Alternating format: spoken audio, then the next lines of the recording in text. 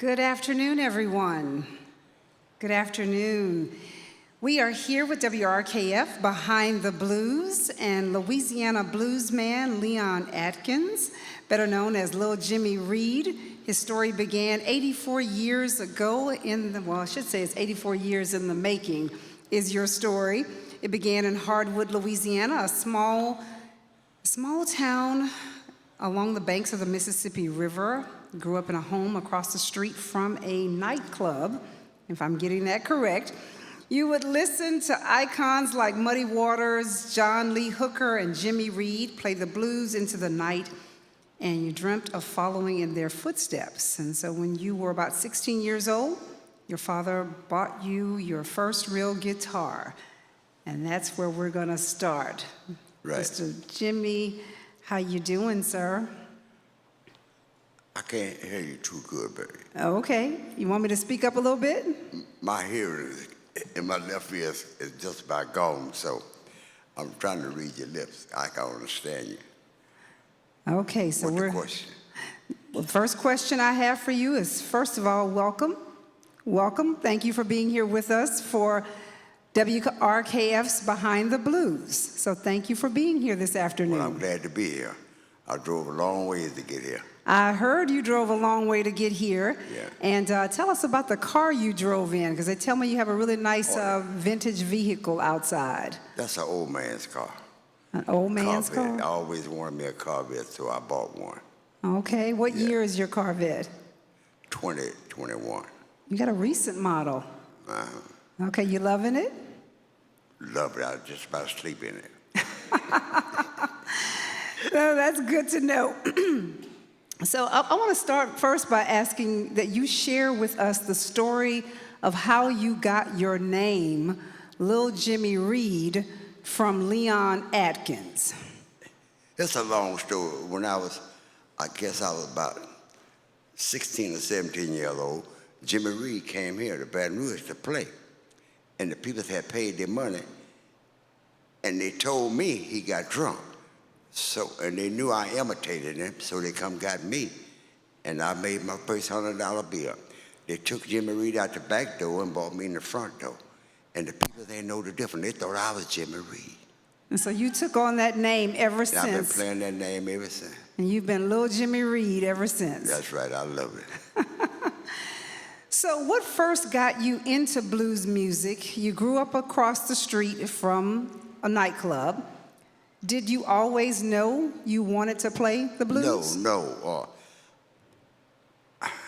As I got older, I figured my daddy got hold of some money. I don't know how he got it. I figured Social Security money and stuff. And he came back and asked my brothers and sisters what they wanted. And they was getting baseball bat and gloves, and my daughter getting baby dolls. And when they asked me what I wanted, I said a guitar. And I don't know what made me say a guitar. And he bought me a guitar on Monday, and Saturday night I was in the club playing. Can't read no music. Wow, so you got the guitar on a Monday. And Saturday night I was playing. And Saturday night you were playing, and you didn't read music, you just knew how to listen and imitate those sounds. Well, see, when I was coming up, I blowed harmonica. I didn't play guitar. When I learned how to play guitar, I put the harmonica down.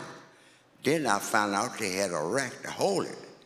So I put my harmonica in the rack and been going ever since. I get it, because we see you with both the guitar and the harmonica all at the same time. And sang. And say that again? Sang. Oh, that's right. You sing, harmonica, and the guitar all together. Chew garments, smoke, all together. Mr. Reed, you got it all. You got it all, sir.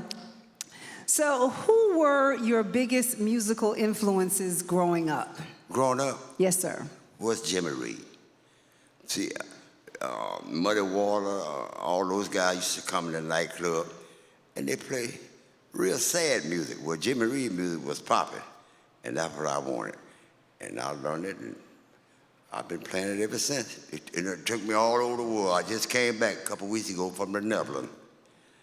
You were in the Netherlands? Yeah, I've been everywhere except China and Japan. I played in Russia at B.B. King Club in Russia. I've been everywhere. You know, you have a funny story about you played in London once, Yeah, and I was everybody playing, was cheering. cheering. I thought they were cheering for me, but they was cheering because the Queen had walked in. The Queen of England. Yeah, she had walked in up in the balcony, and she stayed about, I'll say about 30 minutes, and they started clapping, and they took her out. So I done did some of everything. I love it. I love it. I love it. I love it. So, what was it like growing up in Louisiana, experiencing the blues firsthand? You got a chance to see it up close. What was that like as a child, and even all these years later? It was rough back there when I grew up around St. Francisville, a little town called Hardwood. Mm-hmm. See, it was a sawmill. It was rough back there in them days. And I made it. Me and my family made it. None of us ever been to jail or nothing. So, You made it through. So, Sawmill Town, yeah, growing up across the street from a blues club, yeah, made it, sort of inspired you to play the blues. yeah. Didn't have many options in life growing up. So if No. you didn't play the blues, what would you have been doing? I don't know. I don't know what I had been doing. Then I joined the Army, and I went in the Army and stayed 20 years in the Army, and everywhere I went, I played music. You were in the Army for 20 years. I went in the Army in 72 and retired in 92. And everywhere I went, I played music. So you retired from the military in 92. You made your home in Alabama. Well, yeah. Well, see, when you're in the military, it's easy to buy a home than when you get out. So I bought me a home in Alabama, and I've been there ever since. Do you miss Louisiana? Huh? Do you miss Louisiana? No, because I'm always back and forth. Okay. So you're back and forth enough to not miss us. There you go. I got 37 grandchildren, 24 great-grandchildren, 14 great-great, and 7 great-great-great.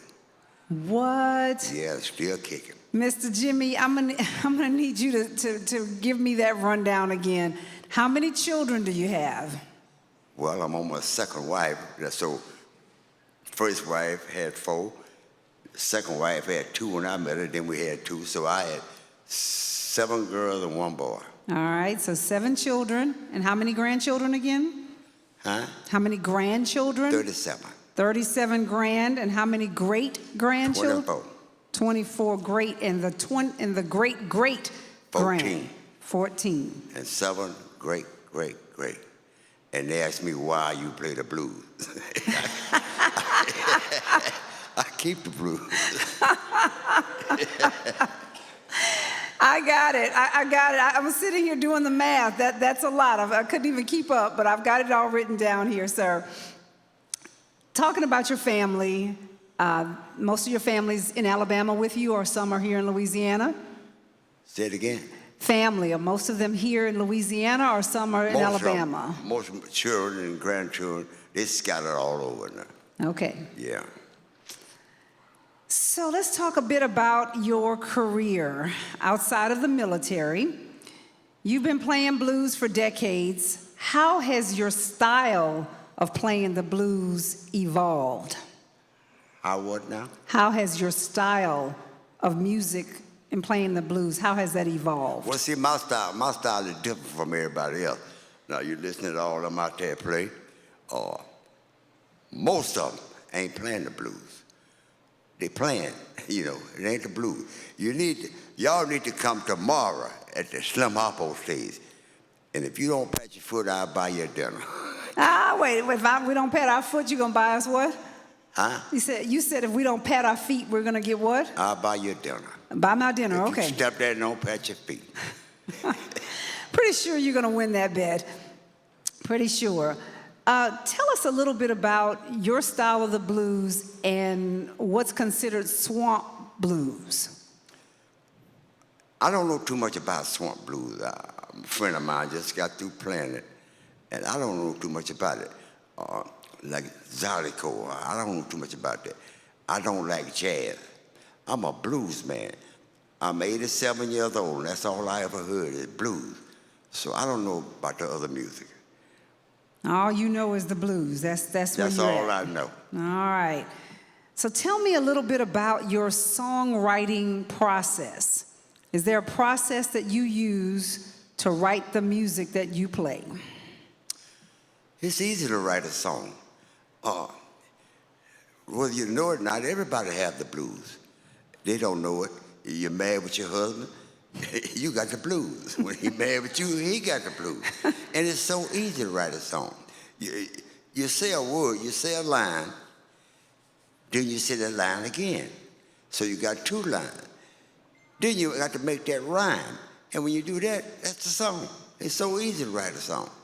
You know, you said that. You said that to you, blues music is everyday life. Everyday life. You live it every day. You live it every day. Yeah. You ever get road rage on the highway? Yeah. You got the blues. You just don't know it. Some people get road rage with me, I think, on the highway. So, what's your favorite song that you like to perform? I figure you're going to ask that. All of them. I don't sing nothing that I don't like. All of it. I like all of them. Whatever you hear me sing, my favorite song. People ask me that, what's your favorite song? All of them. I'm not playing nothing I don't like. So, Keeping it real. That's real. You're keeping I'm it very telling you. real. Yes, sir. So what has been the most memorable performance in your career? You've been all over the world, except for, you said, China and Japan. So what's your most memorable place you've been? Oh, Lord. Well, now, when I ain't on the road, I got a one-man band. And I got 12 nursing homes I play at. And that's my most remember. Seeing the people in the wheelchair get up and dance. People don't come out the room till I get there. I got 12 nursing homes. I stay playing every day. That's your most memorable, the nursing homes. My most memorable is see nurses holding a man up trying to dance. And over the months, he danced by himself. Over the month, he went home. Now, that's what I love to do. So your music is healing some folks. Well, music is healing. I'm 87. I don't take no medicine. Been smoking over 70-something years. Nothing wrong with me. But I'm sitting here in awe. Huh? I said, I'm sitting here in awe, just quietly listening as you say you're 87, you take no medicine. I don't take. Now, when I feel bad, I take me to a leave. I believe in a leave. I don't believe in Tylenol. So I take me to a leave, go to bed, and wake up, gone again. I don't take no medicine. Yes, sir. My wife got one of those little precious things from Monday to Monday, handful of it. And I just tell her, you killing yourself. She won't listen. I think there's a blues song in there. There's a song, there is definitely a song in the fact that you don't take any medicine. Yeah, I'm gonna make me a song about that. But a lot of people don't medicine. They just own it. They hooked on it. I don't take nothing. And I don't drink now. I don't drink. But I smoke like a train. I need to stop that, but I love it. I was going to say, you know, the Surgeon General will tell you to stop, but, you know, it's working for you. Next question I have for you, Mr. Reed, is how do you keep the blues alive while still making the music your own? How are you keeping it alive? Well, I go so much, and I stay overseas mostly. They love the blues over there. Mm-hmm. And I'm getting so now, I'm getting scared of riding the airplane now. They're going down so much. But that's how I keep the blues alive. Like I say, I got these nursing homes, and I play. I love busking, what they call busking, sitting on the streets playing. I do that a lot. Okay. Oh, yeah, I do that a lot. So I stay busy. How many years have you performed at the Blues Fest here in Baton Rouge? Oh, I think this is my third time. A long time ago, they had the police station over here, and they had a thing down there. I used to sit down there when I was living here and play that. Then the jury used to send the police down there to tell me to turn it down. I tell them to close the windows. I used to do that all the time when I was living here. Okay. Yeah. Yeah. So you lived here before you went to the military? Was it, or did you? Before. Okay. I left Baton Rouge going to the military. See, I used to run a barber shop I could have for 57 years out in the park. In Eden Park? Yeah. And I wanted a retirement check. So I left the park and joined the Army in 72. So How old were you when you joined the military? I was 34 years old. If I had waited 2 weeks, I'd have been too old. I was about to say, because they don't let you come in after a certain 34 point. years old. And had 8 children. And when I got to Fort Polk, the general sent for me. He said, I thought you told a recruiter you didn't have no children.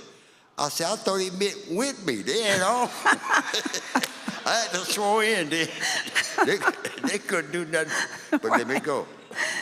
I got you. What was your service in the military? What was your MO, as they say? I worked in personnel for 20 years. I don't want to see no more paperwork. It's all digital now. Huh? It's all digital now. Nothing's on paper. Yeah, I don't know too much about phone. Yes, sir.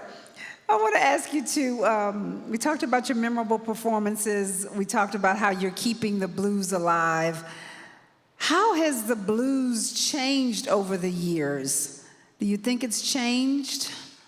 I think it's changing, but it's coming back slowly. You got a lot of young folks getting it. I do blues in schools. So they got a lot of the young folks is picking up the blues. Now, the band that gonna back me up tomorrow, they coming from Alabama. They live about 60 miles from me. But anyway, young guys, you need to come listen to them. Blues. Okay. Yeah. Let's talk a bit about any of the challenges that you've faced in the music industry. I understand what you're saying. Challenges that you've faced in the music industry. What challenges have you faced? In music industry? Yes, sir. I don't face no challenge. Only thing I hate is when you're playing overseas, they recording your show. And some of them, after you leave, now you got a CD out. They put a CD out. That's how they make money off you. So forth, the photograph people, they take your picture, they go back overseas and sell them. So I be keeping up with that. See, it's hard to keep up with that. So they're selling and you're not getting any of the They don't let profits. you know. In other words, you go overseas, you performing, but you don't know.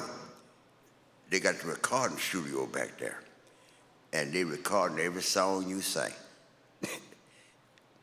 Then, a few months, they make a CD and sell it. That's how they make their money. And so how can you overcome that? How can you stop that? Well, you don't overcome it. You just overlook it.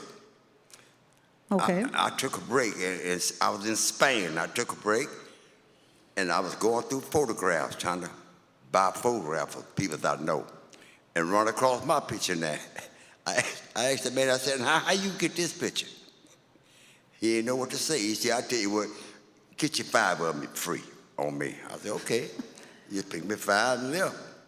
But And these are 5 pictures of you. Me and different other people too. Okay. So what's the most important lesson you've learned in your time as a musician? What's the most important lesson that you've learned as a musician? Well, I learn stuff every day, every day new. But it's getting guys to back you up. That's the hardest part. You mean your backup band? Backup band. I played last year here. I played here last year, and I had the drummer to put a band behind me, paying him. Well, he got the band. The guys had foot pedals and all that kind of stuff. You don't need all that to play the blues. You know, I got mad. You know, all you need is a drummer, bass, and guitar. That's all you go. And just A sing drummer, bass, and guitar. drummer, bass, guitar. So you could add a keyboard in there. Come tomorrow. Yes, sir. I'm going to be there tomorrow. Y'all come tomorrow at the Slim Harpo stage. We're going to be there, the Slim Harpo stage. We're going to be there tomorrow. That's right. Did you hear some blues? What, if you could go back and give young Leon Atkins one piece of advice, what would it be that you would give your younger self? If I could go back? Yes, sir. Well, if I went back, I'd be at the sawmills. I worked at the sawmill, too. So I don't want to go back. I'm going forward. I don't look back. But if you went back, what would you tell your younger self? What piece of advice would you give yourself if you could go back, knowing all that you know now?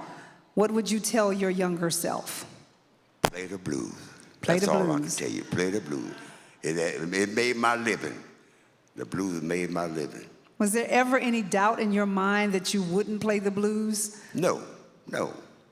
I don't listen to nothing else, but I don't understand jazz.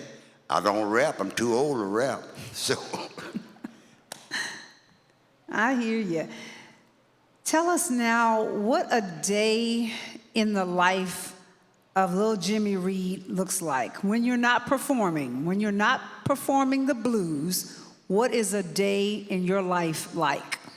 sitting up in my garage. Wife don't want me to leave the house. Now I'm nervous. But that's what I do when I ain't playing. Like I told you, I'll stay booked. I stay booked. The blues have raised my family. See, you make your money, you bring it home. See, like I say, most musicians, I know, they spend their money, they drink it up, chasing women. I do it for a living. So I raised all them kids. Now I'm helping great-grandkids. That's right. The Lord has blessed me. With great-great-grandkids. Yeah. What do you do before a show? You say you have nothing but performances. Do you have any pre-show routine or rituals that you do before you perform? Before a show? Yes, sir. Before a show, I'm thinking about what I'm gonna play, and then I'm smoking cigarettes, thinking, you know. If I get on stage, they ask you, "What's your first song?" I don't know my first song till I get on stage. Once you get on stage, then you can feel the crowd, whether they want something fast or they want something slow. That's what I do. So you're reading the audience. You got to read your audience. Yeah. So if you're looking at the audience right now that's sitting here looking at you, and we say perform something, which song would you perform? What song I will perform? Yes, sir. Just looking at all of us sitting here right now. Or if I was looking at all these audience right now, I was on stage. See, most of the men want belly rubbing music. Oh. So you figure out, look how they laughing. See, I know what they want. But see, I start off something fast, get them woke up. They sit down there and see they dead now. They're dead because they're listening. Yeah. They want to hear every word that you're saying. Yeah, look at her. She dead. Look at her. But you just woke her up. Yeah. But see, I'll spoke her up. Okay. Yeah. All right. So you know what the men want. What would the women want? What song do you think the women here, including me, what would we want? I don't know what I'm gonna play till I get on stage. Then I know what key I'm gonna play in. Then I tell the band what key I'm in. See. And they just adjust and go with it. You never start a song without telling the band what key you're in. You know, that's me. Okay. Now, if you could perform with any musician, anywhere, past or present, who would it be? Well, most of musicians my age is dead and gone, so I'm blessed. But Everybody like B.B. King. I like Eric Clapton. I like B.B. King too, but everybody trying to play B.B. King. You know, I just stick to mine, what I play. But if you could play with one of them. With one of them, I have played. I played with B.B. King. I played with Bobby Blue Band. I played with, let me see. I can't think of the name now. I'm from California. You from California? She said Lil Milton? Huh? She said Lil Milton. I played with Lil Milton too. Okay. I played with all those guys. All right. So what do you think is the key to playing the authentic blues? You said a lot of the stuff that's out there now isn't the blues. What do you think the key is? Well, see, that's what they like. The musicians like what they play. So I can't talk about them. I don't like it, but I sit there and listen to them, you know. So what's the key, though, to playing actual blues? You got to feel it. You got to feel it. Okay. You got to feel it. Got to feel it. I get high on my music. I feel it. You sit there just singing something and you don't like it, you're just singing it because the people like it. It ain't hit no nothing. You got to feel it. And Gotta then you feel got it to pat all. your foot, huh? I see you patting your foot. Oh, yeah, I'm ready to go now, but I can't do it till tomorrow. You know? I bet if we brought you a guitar in here and a harmonica, you'd do it, wouldn't you? Huh? I said, I bet if we brought you a guitar and a harmonica in here, you would do it. Oh, no, I wouldn't do it. You wouldn't do it? No, I got mine in my car. Okay. Yeah. Well, what if we went and got yours out the car? No? Still? I don't play till tomorrow, so he needs to get it out the car. Yes, sir. We're not getting anything until tomorrow. Yeah. I got it. We're going to open up our questions now, Mr. Reed, to the audience. If there are any audience questions. Questions from my audience right here. Yes, ma'am. Miss Maxine.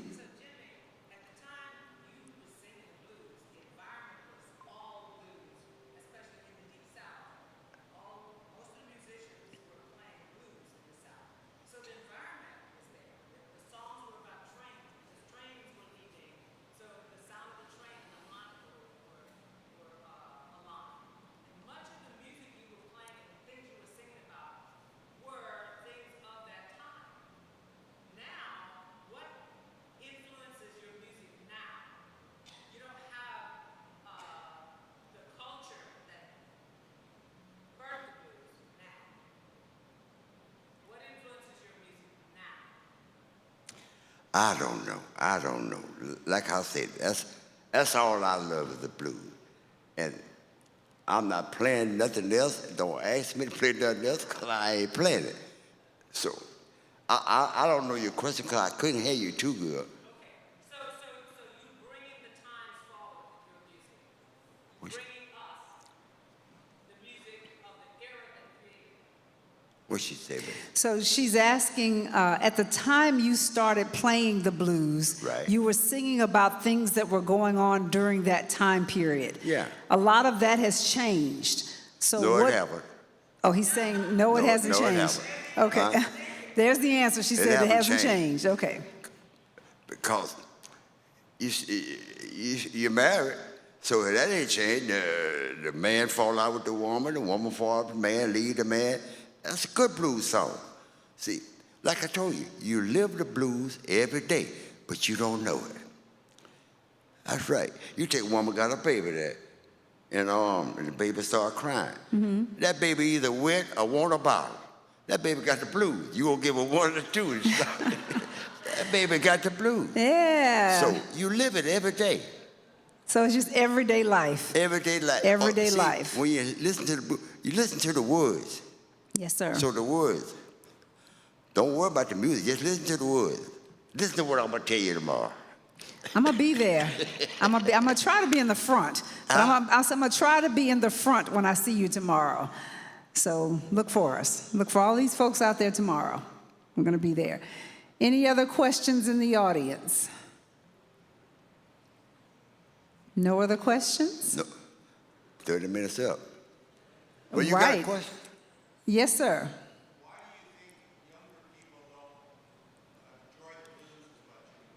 He's asking, why do you think younger people don't seem to enjoy the blues as much anymore? I still don't understand. He's asking, why do you think younger people don't enjoy the blues as much anymore? Oh, a lot of them ain't into it. You take, like I said, I got 37 grandchildren, 23 of them boys. None of them want to learn how to play guitar. They want to rap. And I don't know what rapping is. You see?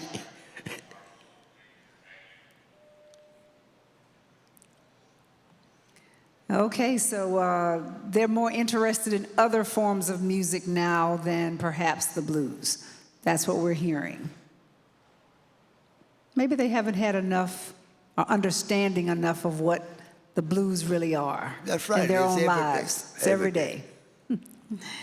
Well, Lil Jimmy Reed, or Leon Atkins, we want to thank you for being here on WRKF's Behind the Blues. And we're looking forward to seeing you tomorrow on stage for the 2025 Blues Fest here in Baton Rouge. Just listen to the words. Yes, sir. And it's going to hit you somewhere. Thank you, sir. Thank you so much. Thank you.